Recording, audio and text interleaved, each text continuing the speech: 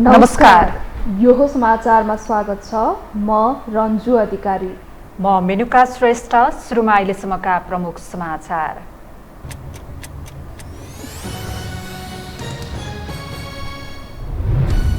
मुद्दा दर्ता गर्न 3 दिन बाँकी रहँदा संगठित अपराधको सञ्जाल पहिल्याउँदै प्रहरी। पक्राउ परेको 6औं दिन पनि बालकृष्णको बयान हुन सकेन। टोप बहादुरको भने सुरु। सदनमा आज पनि नक्कली भुटानी शरणार्थी प्रकरणकी दोषारोपण। भारतले पूर्व राजालाई स्वागत गर्दा प्रचण्डको भ्रमण अन्योल भएकोमा प्रश्न। आफ्नो बचाउमै उत्रिन आरजू। अर्थतन्त्रमा देखिएको समस्याबारे सरकार र राष्ट्र ब्याङ्क बीच फेरि जुहारी। ठूलो स्रोत सीमित समूहको जिम्मा लगाएकोमा प्रधानमन्त्री असन्तुष्ट। वित्त र मौद्रिक नीति समन्वयमा गभर्नरको जोड। टर्कीमा नयाँ राष्ट्रपति चयनका लागि फेरि मतदान हुने। पहिलो चरणमा दुवै प्रतिद्वन्द्वीले 50% मत पचाउन सकेनन्।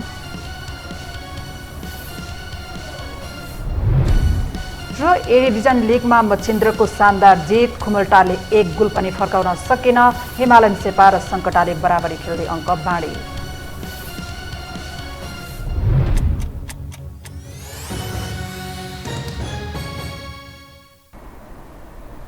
अब समाचार विस्तारमा। एमालेका बहालवाला सचिव पक्राउ परेपछि हल्ला खल्ला सुरु भएको नक्कली भुटानी शरणार्थी प्रकरणमा हाई प्रोफाइलका रूपमा रहेका बालकृष्ण खाँड र टोप बहादुर रायमाझी प्रहरी हिरासतमा पुगेका छन्। उनीहरूले दिने बयानले अनुसन्धानको आगामी बाटो तय हुने हुँदा धेरैको चासो उनीहरूप्रति नै छ। जहाँ ठूला माछा पक्राउ परेका उदाहरण बनेका उनीहरूले देखाएका एक गतिविधि समेत अहिले निगरानीको विषय बनिरहेको छ। एक रिपोर्ट। छोरा पक्राउ परेपछि मन बिग्रिएर टाप कसेका टोप बहादुर रायमाझी एकाएक आइतबार प्रहरीको हिरासतमा परे। नक्कली भुटानी शरणार्थी प्रकरणमा पक्राउ पूर्जी जारी भएपछि भारत पुगेको आशंका गरिएका उनी काठमाडौँको बुढानीलकण्ठस्थित पासीकोटबाट पक्राउ परेका थिए। एमाले अध्यक्ष केपी शर्मा ओलीले कहीँ नभाग्ने दावी गरेकै बीच फरार भएका उनी शीर्ष नेतृत्वमा सहमतिको वातावरण बन्ने देखेकै कारण पक्राउ पर्नुले यो प्रकरण थप संशयको घेरामा पर्दै गएको छ। पक्राउ पर्नु अघि उनको लोकेसन भारतमा देखिएको भन्दै प्रहरीको केन्द्रीय अनुसन्धान ब्युरो सीआईबीको टोली भारततर्फ गएको थियो। आफूलाई पक्राउ गर्न प्रहरी भारतसम्म पुगेको सूचना पाएपछि रायमाझी काठमाडौँ छिरेको हुन सक्ने प्रहरी स्रोत बताउँछ।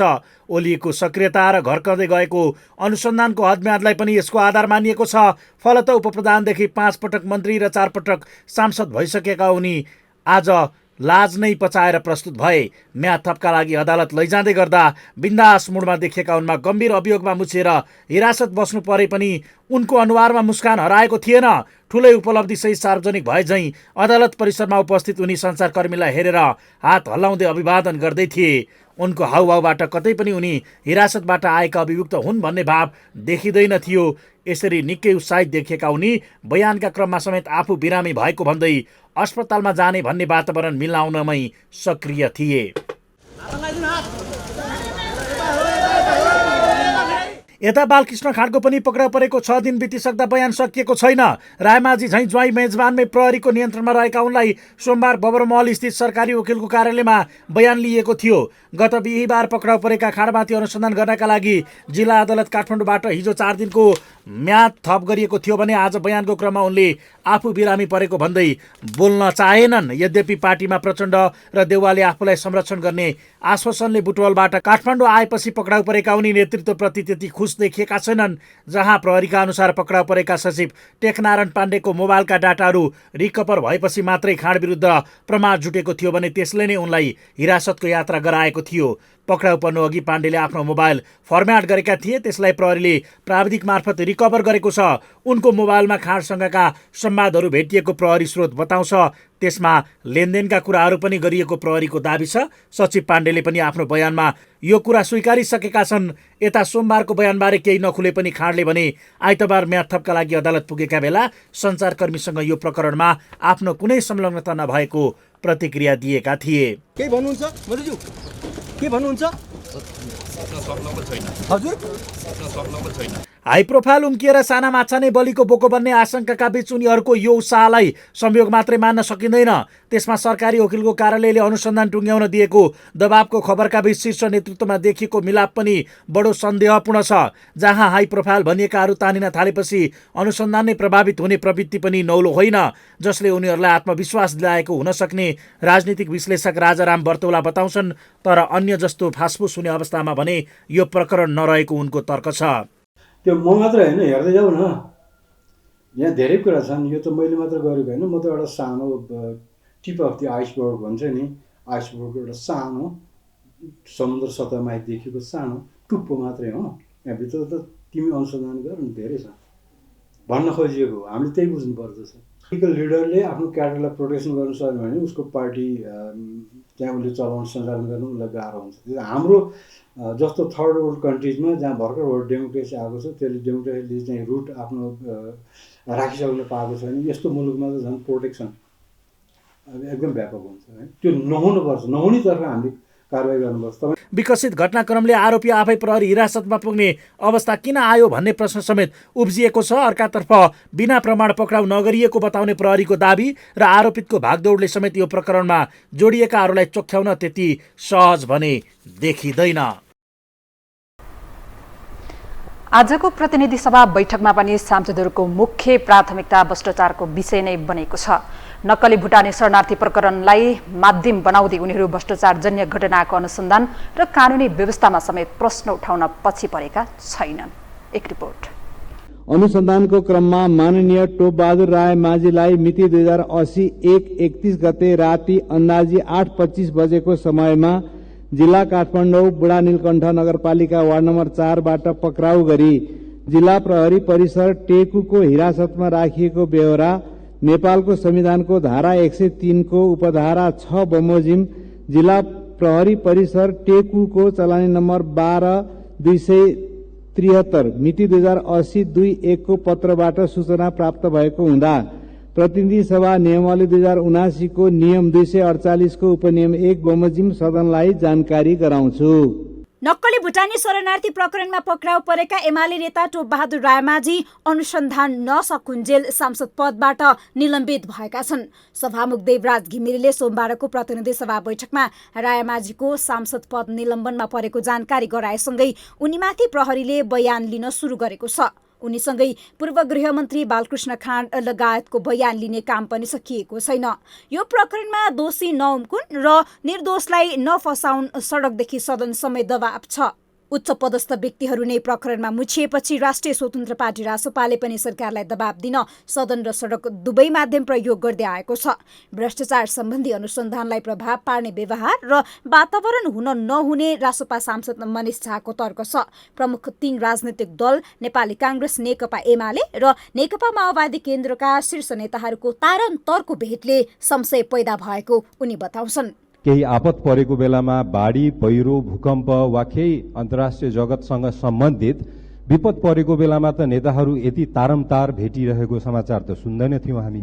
अहिले किन सुनिन्छ? अहिले किन उहाँहरूको त्यसमा त्यति आकर्षण देखिएको छ?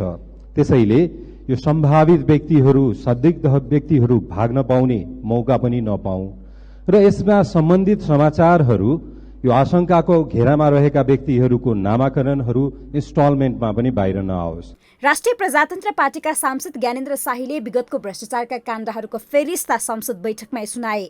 उनले सदनमा मुलुकका ठूल्ठूला भ्रष्टाचारका काण्डमा लड्ने हो भने दलभन्दा माथि उठेर कानून बनाउन तयार हुनुपर्ने बताए। भ्रष्टाचारीलाई आजीवन कारावास र 3 पुस्ते सम्पत्ति जफत गर्ने गरी कानून बनाएर अघि बढेमा भ्रष्टाचार नियन्त्रण गर्न सकिने उनको तर्क छ। शाहीले अहिले भ्रष्टाचार विरोधी आन्दोलनमा स्वयं भ्रष्टाचार आरोपित व्यक्ति नै संलग्न भएर आफू पानी माथिको ओभानो बन्ने प्रयत्न भइरहेको बताएका छन्। बुढी गण्डकीको जलविद्युत काण्ड, त्यति गरेर लाइसेन्स छपाई कमिसन काण्ड, ललिता निवास प्रकरण, नक्कली भुटानी शरणार्थी नेपाल ट्रस्टको जग्गाको प्रकरणमा तपाईँको काण्ड, सीसीटीभी फुटेज काण्ड, 25 मेगावाटको सोलर ठेक्का काण्ड, नेपालकै पहिलो जुट मिलको तपाईँको जग्गाको प्रकरण काण्डमा के तपाईँहरू साँच्चै भ्रष्टाचारका विरुद्धमा लड्ने हो भने पार्टी, पंक्ति, दल, सिद्धान्तभन्दा माथि उठेर कानून बनाउन तयार हुनुहुन्छ भने ल आज म हेर्न चाहन्छु, हात खडा गर्नुहोस् न, ल गर्नुहोस् खडा। नक्कली भुटानी शरणार्थी प्रकरणलाई लिएर संसद बैठकमा सांसदहरू आरोप प्रत्यारोपमा देखिन्छन्। यसबारे विषयान्तर नगर्न सत्तारूढ नेकपा माओवादी केन्द्रका सांसद माधव सापकोटाले आग्रह गरेका छन्। यो घटनाको गम्भीर रूपमा छानबिन गर्दै दोषी उप गम्भीर कारबाहीको माग राख्न चाहन्छु। साथै भ्रष्टाचारका बारेमा सिंगै देश र अन्तर्राष्ट्रिय जगत बहसमा छ।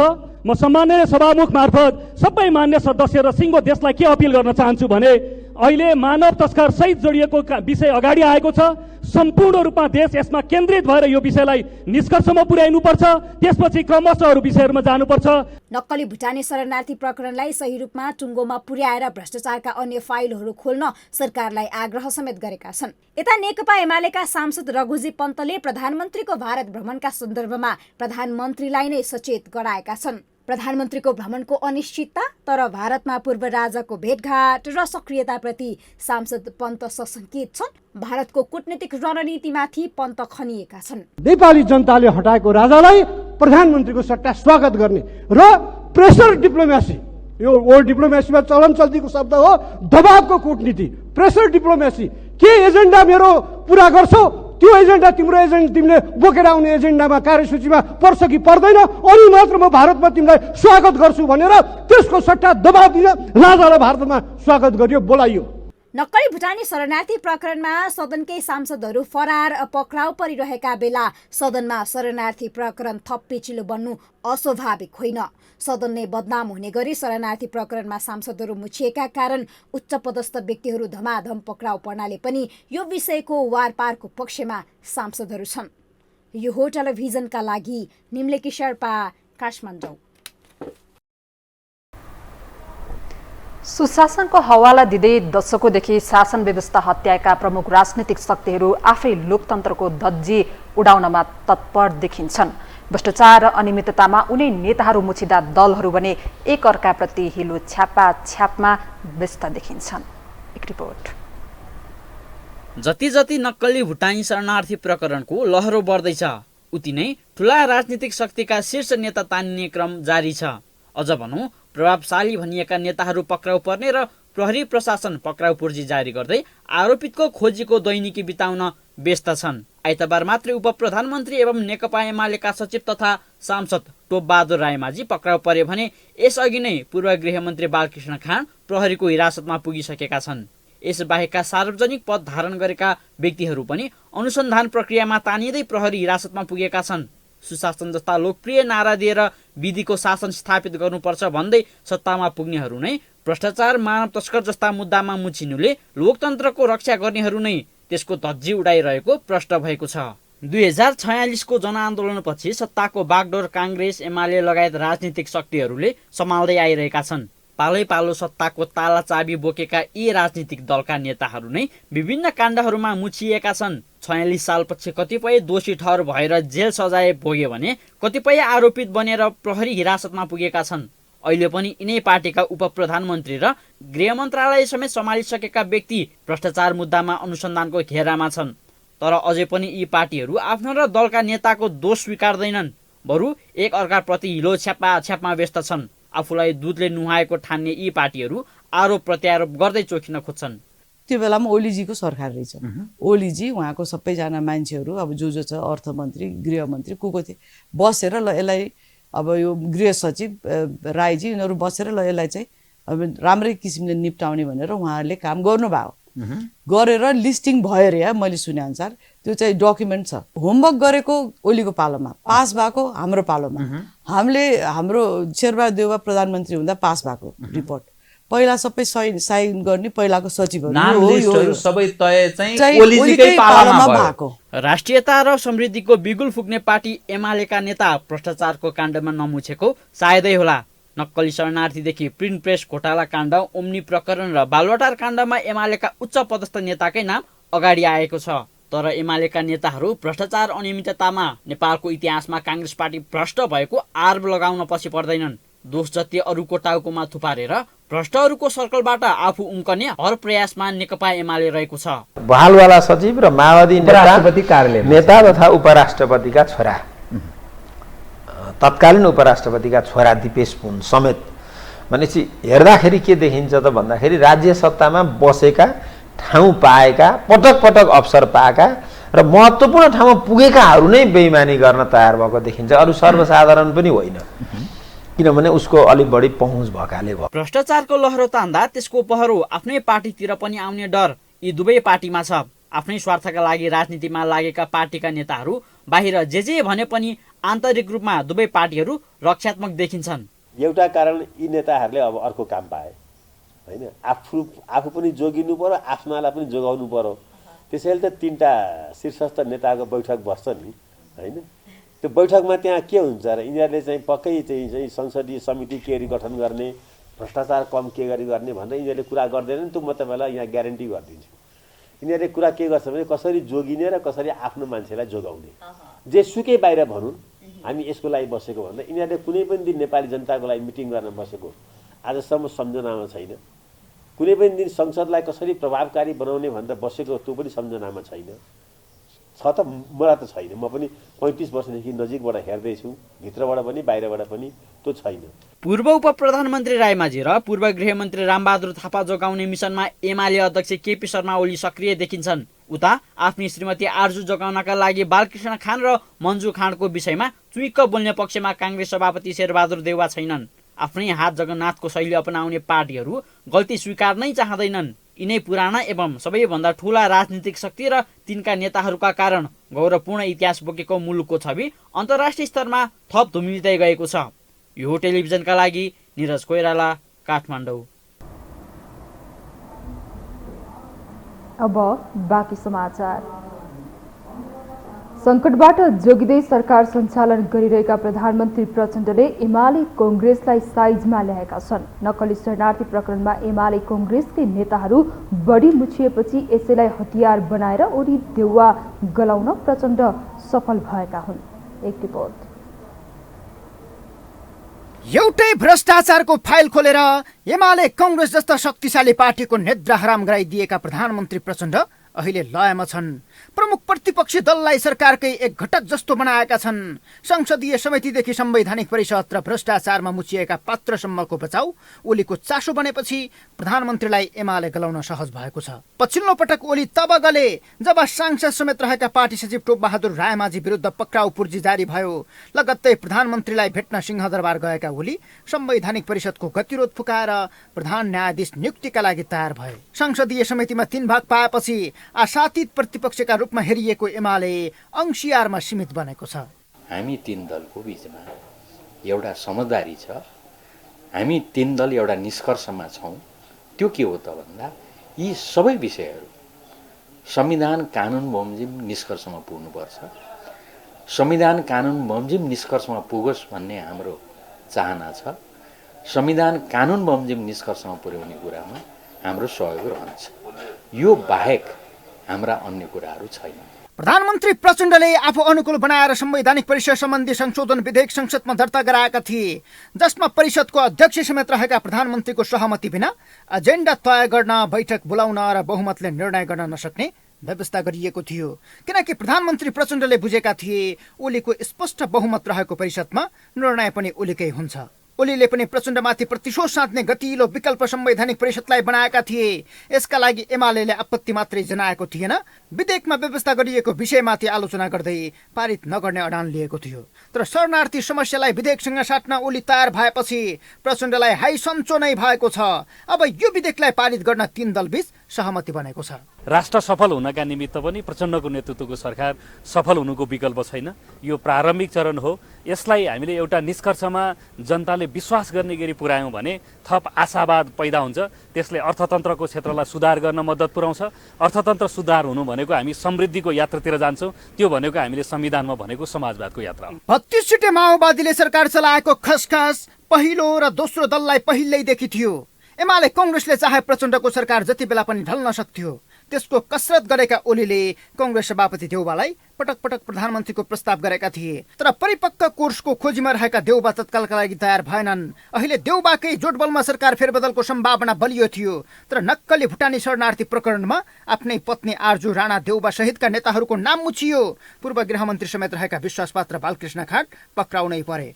अब आर्जुलाई बचाउन पनि देउबा प्रचण्डको पक्ष पोषण गर्नुपर्ने बाध्यतामा छन्। फलत ओली देउबा जस्ता शक्तिशाली पात्रलाई गलाएर प्रचण्डले सत्ता सुरक्षा गरिरहेका छन्।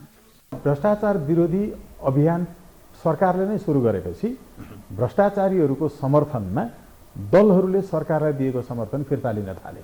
म यहाँ खतरा देख्छु।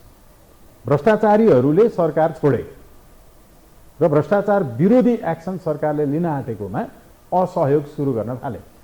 यसले गर्दाखेरि म खतरा देख्छु। एउटा सरकार ढल्लै हो, तर सरकार ढलोस् जनतालाई फाइदै हुन्छ। शीर्ष नेतृत्व नै स्वार्थको स्वादमा भुलेपछि नक्कली भुटानी शरणार्थीको विषय प्रभावित बन्ने सम्भावना बलियो छ, किनकि यही विषय एकले अर्कोलाई जोगाएर एकबाट अर्को बस्ने विकल्प नेताहरूले बनाएका छन्। एमाले पछि हटेपछि संसदमा विचाराधीन नागरिकता विधेयकदेखि संक्रमणकालीन न्याय सम्बन्धीको विधेयक र कार्यकर्ताका मुद्दा फिर्ता लिन सरकारले अघि सारेको विधेयकमा पनि सहमति जुटाउन प्रचण्ड सफल भएका छन्। यो हो टेलिभिजनका लागि सन्तोष भिके थापा, काठमाडौँ। पूर्व प्रधानमन्त्री शेरबहादुर देउवा पत्नी आर्जु राणा देउवा भ्रष्टाचार सहित विभिन्न प्रकरणमा जोडिँदै आएको नाम हो। पार्टी छाड्नेदेखि उनका निकट समेतले उनलाई भ्रष्ट महिलाको रूपमा चित्रण गर्दै आएका छन्। नक्कली भुटानी शरणार्थी प्रकरणमा समेत उनको नाम जोडिएपछि उनी केही दिनदेखि त्यसको खण्डनमा खरो रूपमा उपस्थित हुँदै आएकी छिन्। विभिन्न प्रकरणमा आफ्नो नाम जोडिँदा विगतमा चुप बसेकी उनी अहिले भने सदनमा समेत त्यसको खण्डनमा उत्रिएकी छिन्। उनले दिएका पछिल्ला अभिव्यक्तिहरू किन निर्धक्क देखिन्छन् त? एक रिपोर्ट। सर्वोच्च अदालतको परमादेशले संविधानको धारा 76 को 5 अनुसार शेरबहादुर देउवा प्रधानमन्त्री बन्दा फर्स्ट लेडी बनेकी आर्जु राणाको शक्ति ह्वात्तै बढेको थियो। शक्तिशाली नेताको सहारा लिएर आफ्नो राजनीति अगाडि बढाउन खोज्नेहरू कमजोर हुँदै गएका बेला तत्कालीन प्रधानमन्त्री देउवा पत्नी भएकै आधारमा आर्जुले आफ्नो शक्ति विस्तार गर्न थालेकी हुन्। हुन पनि काङ्ग्रेस निकट उद्योगपति, ठेकेदार र व्यापारीको दरिलो साथ पाएकी उनलाई सरकार र पार्टीमा प्रभाव बढाउन सहज हुँदै गयो। प्रशासनिक संयन्त्रदेखि पार्टीभित्रै प्रभाव बढाइरहेकै कारण भाउजूले टाउको नहल्लाई काम नहुने अवस्थामै काङ्ग्रेस पुगेको थियो, जुन अहिलेसम्म जारी रहँदा खुरुखुरु प्रधानमन्त्री भइरहने देउवा र उनकै चाबीका रूपमा रहेकी आर्जु अहिलेसम्म बाहिर आएका अधिकांश काण्डमा कहीँ कतै जोडिएकै हुन्छन्, जसमा निर्वाचन वर्षका रूपमा रहेको 2079 मा त झन् टिकट वितरणदेखि पार्टीका हरेक निर्णयमा भाउजू रिजाउनुको विकल्प नै थिएन। अन्तर्राष्ट्रिय स्तरमा पनि रक्षाबन्धनको रणनीति अघि सारेकी उनकै कारण सोडिम वाग्ले जस्ताका ठाउँमा विश्व पौडेलले बारम्बार मौका पाए भने पार्टीको यो हालत हुनुमा पनि उनकै चरित्रलाई मुख्य कारण मानिँदै आएको छ। यति मात्र नभएर सीसीटीभी फुटेज प्रकरणमा जनार्दन शर्मा मुछिँदा त्यसको योजनाकारका रूपमा आर्जुकै नाम जोडियो। संसदीय दलको निर्वाचनमा गगन थापा हराउन लागि परेकी उनले भोट हालेको फोटो खिचेर पठाउन आदेश दिएको खबर समेत बाहिरियो। छोराको व्यवसायसँग जोडिएको राजस्व हेरफेरमा पनि उनी तानिन् भने शिक्षामा माफियाकरण गर्ने र महँगो निजी विद्यालय सञ्चालकको विषयमा पनि उनको नाम अग्रपङ्क्तिमा आयो। यति मात्र नभई भर्खर मन्त्रालय विस्तार हुँदा उनकै अडानमा मोहन बस्नेतले स्वास्थ्य मन्त्री पाएको विषयमा पार्टीभित्रै कुरा उठ्दा सोडिम वाग्लेले त उनको दबदबा र अनियमितताको फेहरिस्त नै प्रस्तुत गरे। यतिका आलोचना र विवादको केन्द्रमा रहँदा नक्कली भुटानी शरणार्थी प्रकरणबाट समेत उनी पर बस्न सकिनन्। विगतमा विभिन्न प्रकरणमा आफ्नो नाम जोडिँदा मौन बस्ने गरेकी आर्जु नक्कली भुटानी शरणार्थी प्रकरणमा भने त्यसको प्रतिवाद गर्दै आएकी छिन्। केही दिन अघि प्रचण्ड ओली र देउवाबीचको तारन्तारको छलफलपछि आर्जुको हौसला बढेको विषयलाई आश्चर्यजनक रूपमा लिने गरिएको छ। त्यो तपाईँले नाम लिएका अथवा तपाईँले अहिले चर्चामा आएका पात्रहरूको बैंक खाता खोलेर हेर्नुभयो भने त्यो 2 लाख 3 लाख पनि नहुन सक्छ। सो यो इभल्भिङ के होइन, त्यसैले हाक्का हाक्की आएर ल प्रमाणित गर मलाई जेल छोड ठोक्न त भन्न सक्ने अवस्थामा यस्ता महाभ्रष्टहरू हुन सक्ने यो किन हाम्रो यो लिगल सिस्टमले क्याचअप गर्न सकेन? हरेक हाई प्रोफाइल नियुक्ति लेनदेन, हरेक नीति सेटिङमा अब सीसीटीभी काण्डदेखि लिएर धेरै मैले हरेकको त्यसको भयो र त्यो रोक्नुपर्ने सार्वजनिक संस्थाहरू पब्लिक इन्स्टिट्युसनहरूको क्षयीकरण कब्जा मार्फत। यो प्रकरणमा टोपबहादुर रायमाझी भागेर लुकेर बसे भने एमाले अध्यक्ष केपी शर्मा ओली आफ्ना नेता जोगाउन प्रचण्डसँग निरन्तर सम्पर्कमै रहे। यो प्रकरणमा काङ्ग्रेसका नेताहरूले पनि आफू विरुद्धको आरोपको खण्डन गरिदिने अपेक्षा आर्जुको थियो, तर महामन्त्री द्वय गगन थापा र विश्वप्रकाश शर्मा एवं अरू प्रभावशाली नेताहरूले समेत चुइक्क नबोलिदिँदा आर्जु दोषी नै हो भन्ने भान जनतामा पर्न गएको थियो। काङ्ग्रेसका नेताहरू शेखर कोइराला र सुजाता कोइरालाको नाम मुछिँदा कतै चर्चा नभएको तर आफू विरुद्ध भइरहेको प्रवाहलाई नेताहरूले पनि मुख खोलेर सहयोग नगरेको देखेपछि आर्जु आफै प्रतिवादमा उत्रिएकी हुन्। आर्जुको सामाजिक सञ्जालमा एउटा अडियो पनि भाइरल भएको थियो जसमा अज्ञात व्यक्तिले मन्जु र काङ्ग्रेस सभापति शेरबहादुर देउवालाई करोडौं रुपियाँ दिएको दावी गरिएको छ। आधिकारिकता पुष्टि नभएको यही अडियोको डरले उनकी सहयात्री मन्जु खाँड भारत हुँदै अस्ट्रेलिया पुगेको सम्मको आशंका गरिएको छ। बालकृष्ण प्रहरी हिरासतमा पुग्ने बित्तिकै मन्जु सम्पर्कविहीन हुँदा आर्जु भने सञ्चार माध्यम र सदन मार्फत आफू बचाउमा उत्रेकी छिन्। आफ्नो चरित्रमा बलात्कार भएको भन्दै सरकारको ध्यान आकर्षण गराउँदै उनले देशमा फेक न्युज र फेक मिडिया पराकाष्ठमा पुगेको बताउन थालेकी छिन्। उनले यसलाई एक महिलाले राजनीतिमा गरेको प्रगतिको आरिसका रूपमा अर्थाइरहेकी छिन्। यो प्रकरणमा आफ्नो नाम जोडिएको विरुद्ध निकै आत्मविश्वासी रूपमा प्रस्तुत भइरहेकी उनी आफू हार खाने महिला नभएको भन्दै सदन नै थर्काइरहेकी छन्। म फिजिकल फर्ममा यहाँ छु र म यसबाट के पनि भन्न चाहन्छु भने हाम्रो देशमा फेक न्युज र फेक मिडिया को चाहिँ एउटा पराकाष्ठै पुगिसकेको रहेछ।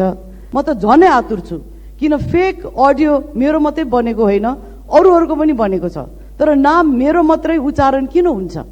मलाई साँच्चै भन्ने हो भने एज अ वुमन यो एउटा क्यारेक्टर असासिनेसन होइन, this is a rape of my character. हुन त सरकारी संयन्त्रकै निकम्पापनले प्रमाण नष्ट गरेपछि हुङ्कार गर्ने तथा आफूले करोडौं हान्देकै हो भन्ने आत्मविश्वास यसअघि पनि धेरै नेताले नदेखाएका होइनन्।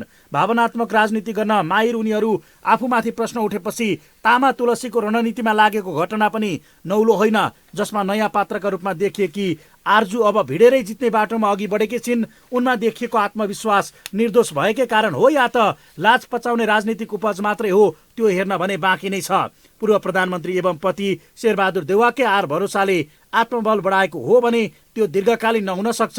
यद्यपि यो प्रकरणमा जति सक्दो छिटो सत्य तथ्य छानबिन हुन जरुरी छ।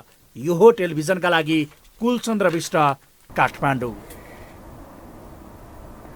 नेकपा एकीकृत समाजवादीका अध्यक्ष माधव कुमार नेपालले संघीयता जोखिममा पर्ने अवस्था देखिएको बताउनु भएको छ। विद्यार्थी दिवस र अबको बाँचो विषय कार्यक्रममा उहाँले लोकतन्त्र, गणतन्त्र र संविधान सङ्कटमा पर्न थालेको बताउनु भएको हो। उहाँले कम्युनिस्टहरू एक भएर नागरिकको जनजीविका, सामाजिक न्याय र समानताको झण्डा उठाउनु पर्ने आवश्यकता रहेको पनि बताउनु भयो। उहाँले विकासलाई अघि बढाइरहे पनि चाहे अनुसारको विकास हुन नसकेको भन्दै समाजमा विकृति र विसङ्गतिको चाङ रहेकोले यसलाई उखेलेर फाल्नुपर्ने उहाँको भनाइ थियो। सङ्कटमा पर्न थालेको छु, गणतन्त्र जब सङ्कटमा पर्न थालेको छ, संविधान नै सङ्कटमा पर्ने अवस्था देखिँदैछ, सङ्घीयता जोखिममा पर्ने अवस्था देखिँदैछ। यस्तो अवस्थामा कम्युनिस्टहरूले फेरि आफ्नो जिम्मेवारीलाई महसुस गर्नुपर्ने आवश्यकता छ र कम्युनिस्टहरूले उठाउने तेस्रो झन्डा भनेको जनजीविकाको झन्डा हो, सामाजिक न्यायको झन्डा हो, समानताको झन्डा हो, विकासको झन्डा हो र समृद्धिको झन्डा हो। यस्तै कार्यक्रममा नेकपा माओवादी केन्द्रका उपाध्यक्ष अग्नि सापकोटाले आफू सभामुख रहँदा प्रमुख प्रतिपक्षी दल नेकपा एमाले हमला गर्ने प्रयास गरेको आरोप लगाउनु भयो।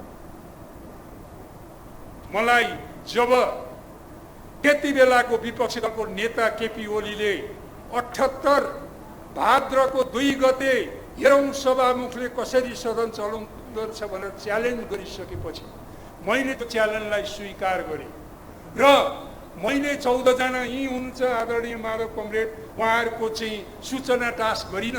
सूचना टास नगरेपछि लगातार मेरो विरुद्ध लगातार आक्रमण गरेकै गरे। वास्तवमा सदनमा मात्रै होइन, जहाँ भेटे ती साङ्घातिक हमला गर्ने दुष्प्रयास गरे। यस्तै कार्यक्रममा नेपाल कम्युनिस्ट पार्टीका महासचिव नेत्र विक्रम चन्दले बहुदलीय व्यवस्थाले शिक्षालाई व्यापारको वस्तु बनाएको आरोप समेत लगाउनु भयो। हामीसँग समाचार बाँकी नै छन्, अहिलेलाई विश्राम।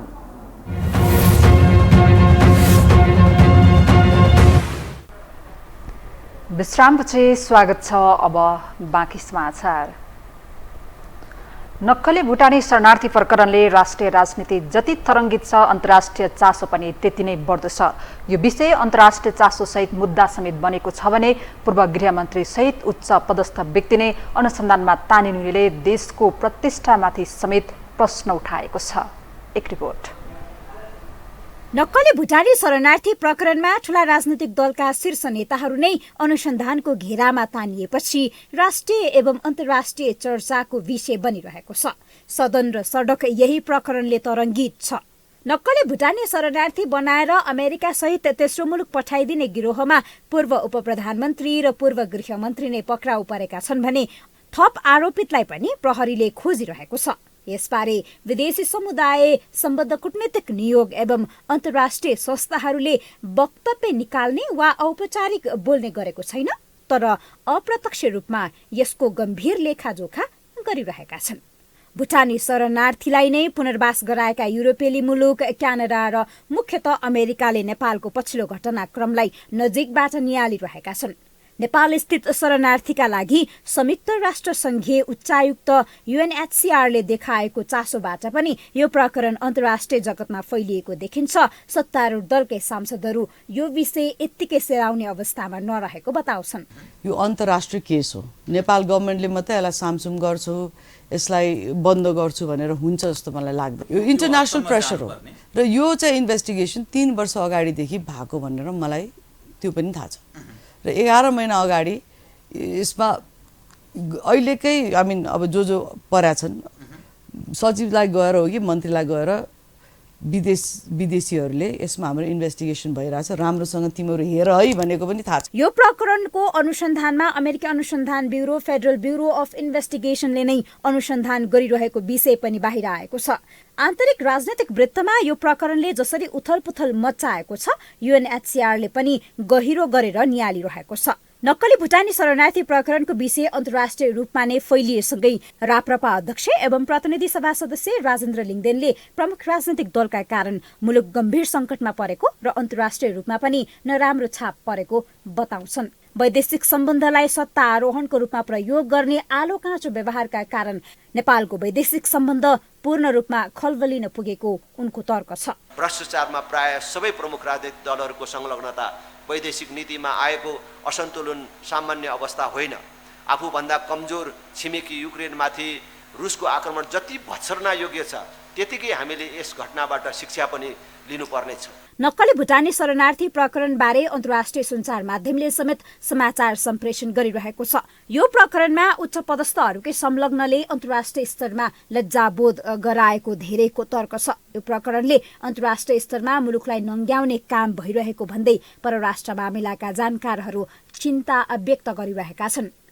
अन्तर्राष्ट्रिय उसमा चाहिँ मिडियाहरूमा गएको छ, त्यसले नेपालको विश्वसनीयता खत्तम, नेपालको शीर्ष नेतृत्व तहको नालायकीपन, नेपालको गभर्नेन्स सिस्टमको चाहिँ कमजोरी, सबै कुराहरू प्रस्फुट भएर अगाडि आएको अवस्था छ।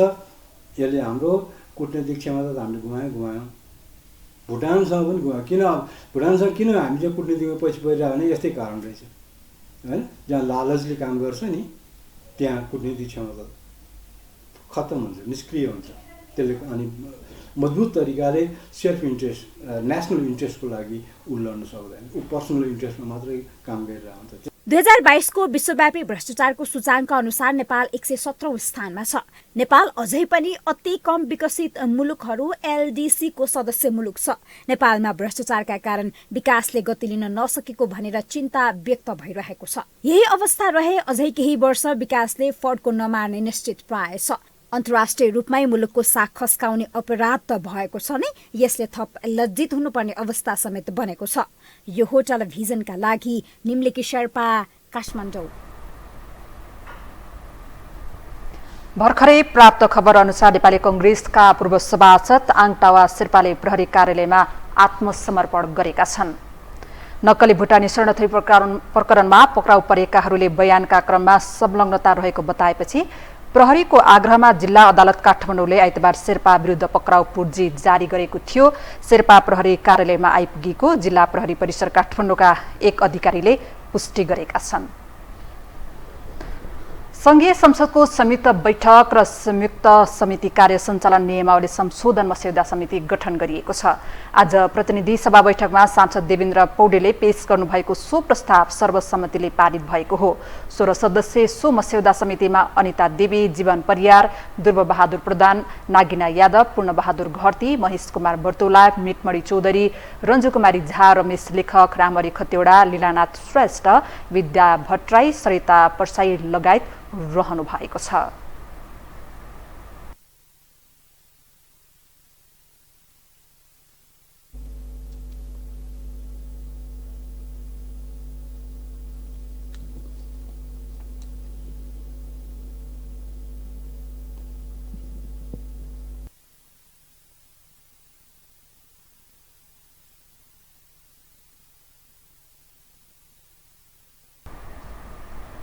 सो मस्यौदा समितिलाई कार्य सम्पादनका लागि 7 दिनको समय दिएको छ। समितिले मस्यौदा तयार पार्नका लागि विज्ञहरूको समेत सुझाव लिन सक्ने कार्यादेश दिएको छ।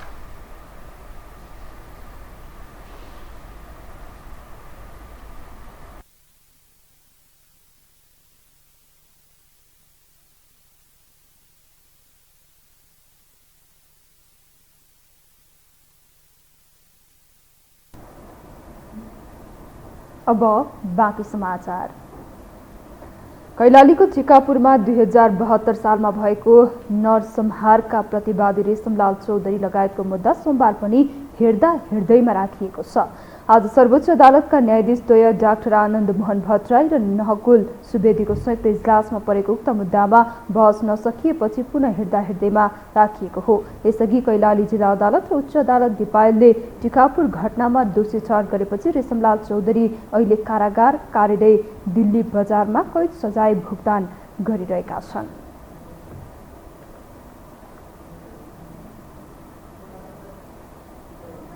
शिक्षा विज्ञान तथा प्रविधि मन्त्रालय अन्तर्गतको वैदेशिक अध्ययन अनुमति शाखा एनओसीले विद्युतीय प्रणालीको प्रयोग गरी वैदेशिक अध्ययन स्वीकृत पत्र लिन सक्ने व्यवस्थाको सुरुवात गरेको छ। आजबाट लागू हुने गरी शाखाले विद्युतीय प्रणालीको प्रयोग गरी वैदेशिक अध्ययन स्वीकृत पत्र डाउनलोड गर्न सक्ने गरी सेवा प्रवाहलाई फेसलेस, पेपरलेस र क्यासलेस बनाएको हो। कार्यक्रममा बोल्दै शिक्षा विज्ञान तथा प्रविधि मन्त्री अशोक कुमार राईले नो अब्जेक्सन सर्टिफिकेट चाहिने विद्यार्थीले अभिभावक गुहार्नु नपर्ने र घरमै बसेर फर्म भर्न सक्ने र आफैले सर्टिफिकेट प्रिन्ट आउट गर्न सक्ने व्यवस्था सुरु हुनु प्रशंसनीय भएको बताउनुभयो।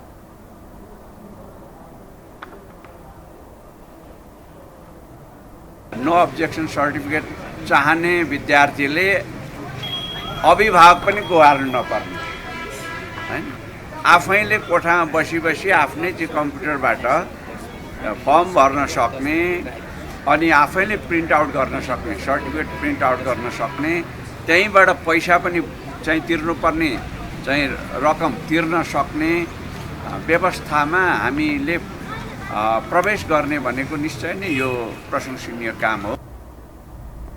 आजदेखि फेसलेस, पेपरलेस र क्यासलेसको सुरुवात हुनु नेपालीहरूका लागि खुसीको कुरा भएको बताउनु हुँदै शिक्षा विज्ञान तथा प्रविधि मन्त्रालयका सचिव रामकृष्ण सुवेदीले बताउनुभयो। शिक्षा मन्त्रालयले सेवा प्रवाह गर्ने यो शाखा एनओसी शाखा जहाँबाट हामीले आजदेखि कम्प्लिटली फेसलेस, पेपरलेस र क्यासलेसको सुरुवात गरेका छौँ। आज सुरुवाती दिन हो हैन, त्यसकारणले म यो सुरुवाती दिनमा माननीय मन्त्रीज्यू लगायत सम्पूर्ण साथीहरू र पत्रकार साथीहरूलाई सबै धन्यवाद दिन चाहन्छु, किन भन्दा यहाँहरूको सहयोगले यो काम सफल भएको छ। म आजभन्दा 10 महिना अगाडि शिक्षा मन्त्रालयमा आउँदा मेरो पहिलो निर्देशनमा यही थियो।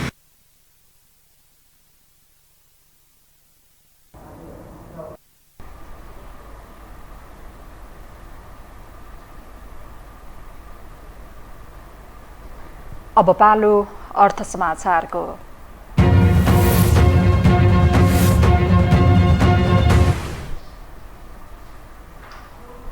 शेयर बजार नेप्से आज पनि घटेको छ। पछिल्लो समय निरन्तर ओह्रालो लागेर 8 महिना यताकै तल्लो बिन्दुमा पुगेको नेप्से आज 3.33 अङ्कले घटेर 1818.31 बिन्दुमा झरेको हो।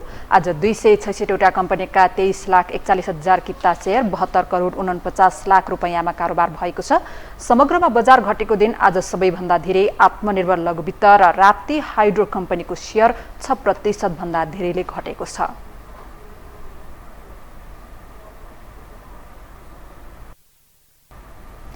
प्रधानमन्त्री पुष्पकमल दाहाल प्रचण्डले सीमित व्यक्ति तथा समूहले ब्याङ्किङ क्षेत्रको ठूलो स्रोत साधनको उपयोग गर्दा अर्थतन्त्रमा समस्या देखिएको बताउनु भएको छ। आज काठमाडौँमा आयोजित कार्यक्रममा प्रधानमन्त्री प्रचण्डले उपलब्ध स्रोत साधनहरू अनुत्पादक र कम उत्पादक क्षेत्रहरूमा केन्द्रित हुँदा पनि अर्थतन्त्रमा समस्या देखिएको बताउनु भएको हो। उहाँले ब्याङ्किङ क्षेत्रबाट भएको लगानीको आकारको अनुपातमा मुलुकभित्र उत्पादन र रोजगारीमा परेको प्रभाव पनि अत्यन्तै न्यून देखिएको भन्दै यसतर्फ समयमै उचित कदम चाल्न ध्यान आकर्षण गराउनुभयो।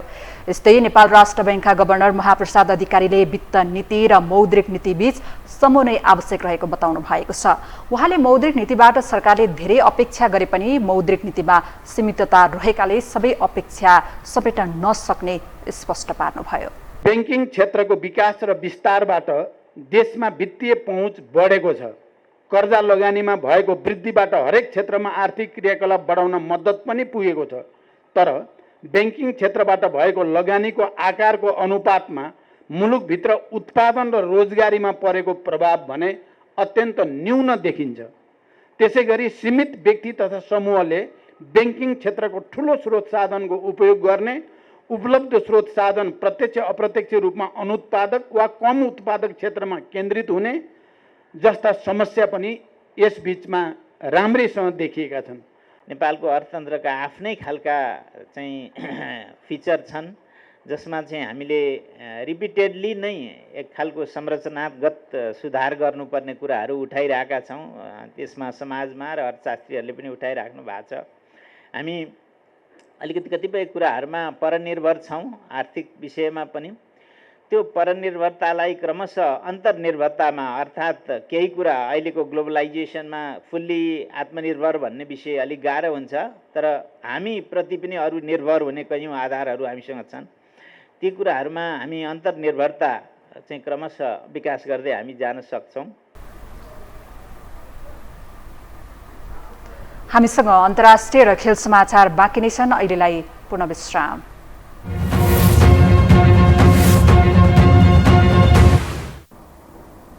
विश्रामपछि पुनः स्वागत छ। अब पालो अन्तर्राष्ट्रिय समाचारको।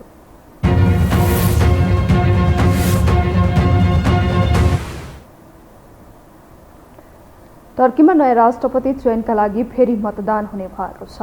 पहिलो चरणमा भएको मतदानमा राष्ट्रपति रेसेप तय्यप एर्दोगान र उनका प्रमुख प्रतिद्वन्दी कमल कल्चरदार्लु दुवैले 50% भन्दा बढी मत ल्याउन नसकेपछि पुनः मतदान हुन लागेको हो। अब दोस्रो चरणको मतदान मे 28 मा हुनेछ। सन् 2002 देखि सत्तामा रहेका एर्दोआनले 49.49% मत ल्याएसँगै उनका समर्थकहरूले एर्दोगानले पुनः चुनाव जित्ने विश्वास गरेका छन्।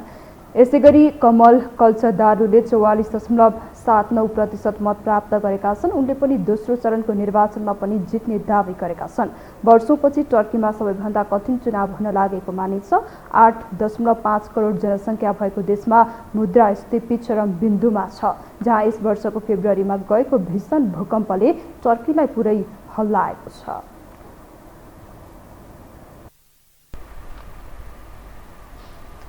अब पालो खेल समाचारको।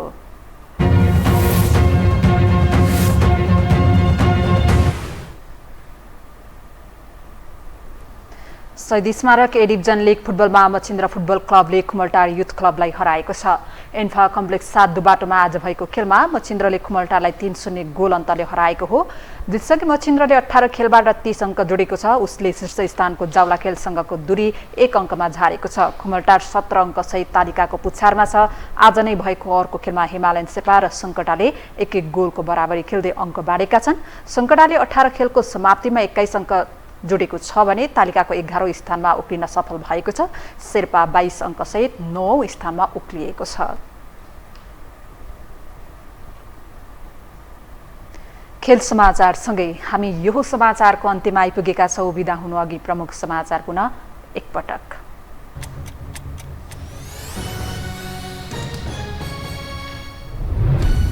मुद्दा दर्ता गर्न 3 दिन बाँकी रहँदा संगठित अपराधको सञ्जाल पहिल्याउँदै प्रहरी, पक्राउ परेको 6औं दिन पनि बालकृष्णको बयान हुन सकेन, टोप बहादुरको भनाइ सुरु।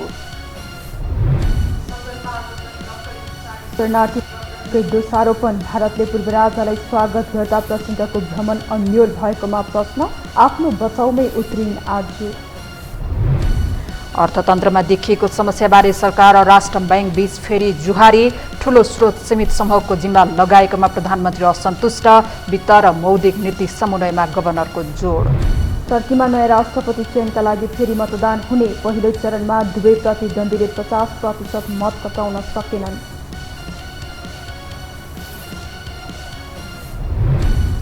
र ए डिभिजन लिगमा मच्छिन्द्रको शानदार जित, खुमटाले 1 गोल पनि फर्काउन सकेन, हिमालयन शेर्पा र सङ्कटाले बराबरी खेल्दै अङ्क बाँडे।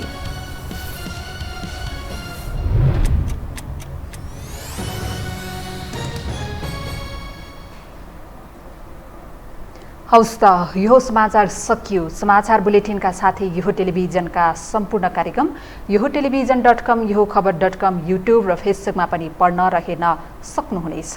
मोबाइलमा यो टिभी एप डाउनलोड गरी हामीलाई प्रत्यक्ष हेर्न सक्नुहुनेछ। तथ्य सहितको निष्पक्ष समाचार तथा मनोरञ्जनका लागि हेर्दै रहनुहोला यो टेलिभिजन। नमस्कार।